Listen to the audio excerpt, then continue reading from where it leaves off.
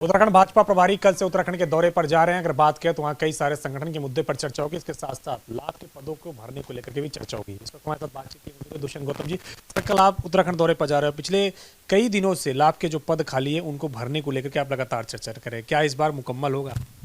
देखिएगा, प्रभारी के नाते प्रवास जो सरकार और संगठन का तालमेल है उसको बना रहना चाहिए।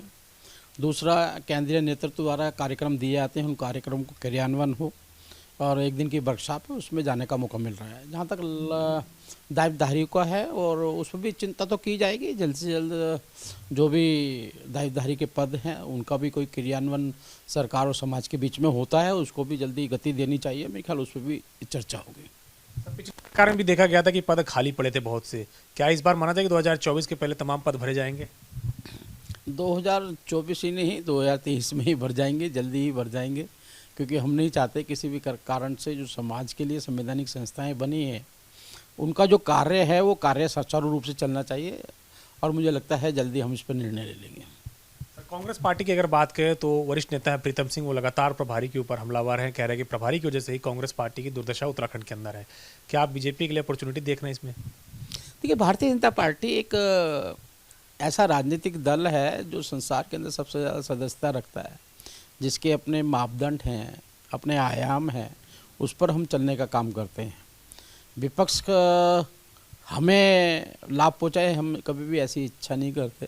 हमारा 51% के लिए हम काम करते हैं और 51% जब हम काम करते हैं तो हमारे यहाँ सामने कौन पार्टी लड़ रही है, क्या कर रही है, हम पे उसकी कोई चिंता नहीं होती। और कांग्रेस है वो तो अपने पैरों पे खुद ही कुल्हाड़ी मारती है, कोई नेतृत्व नहीं है, कोई विचारधारा नहीं है, ऊपर कोई उनका आका वाका नहीं है, अपने ही तरीके से वो लड़ते हैं। इसलिए अपने ही जो चुनाव भी अपने हिसाब से लड़ते हैं, आपस में झगड़ा भी अपने हिसाब से ही करते हैं।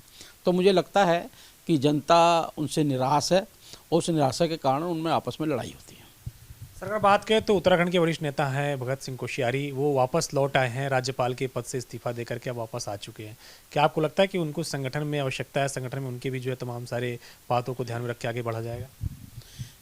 ये वरिष्ठ नेताओं के बारे में हमारे वरिष्ठ नेता हैं केंद्र में बैठे हुए उस पर विचार करते हैं, क्या उनकी भूमिका आने वाले चुनावों में रहनी है। एक एक कार्यकर्ता, छोटा हो चाहे बड़ा हो, चाहे बुजुर्ग हो चाहे जवान हो, सबकी भूमिका चुनावों में रहती है। और चुनाव में कुछ लोग आशीर्वाद देने वाले भी होते हैं, कुछ आशीर्वाद लेने वाले भी होते हैं। सबकी भूमिका केंद्र भी निर्धारित करता है और स्वयं वे भी खुद भी देखेंगे मुझे कहाँ पर भारतीय जनता पार्टी को जिताने का काम करना है। एक आखिरी सवाल है, जोशीमठ में जिस तरीके से आपदा आई थी, तमाम सारे घर प्रभावित हुए थे, उसको लेकर के मुआवजा नीति जारी कर दी गई है, लेकिन लोगों के अंदर विरोध है कि मुआवजा जो नीति जारी की गई है उसमें कम मुआवजा रखा गया है।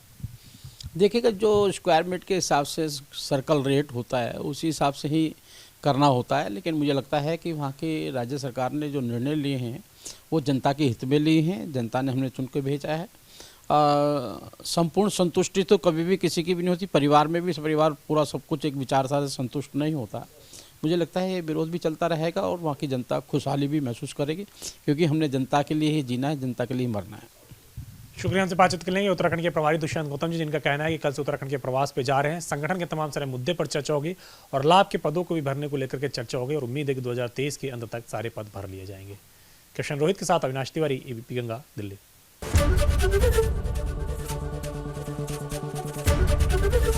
एबीपी गंगा, खबर आपकी, जुबान आपकी।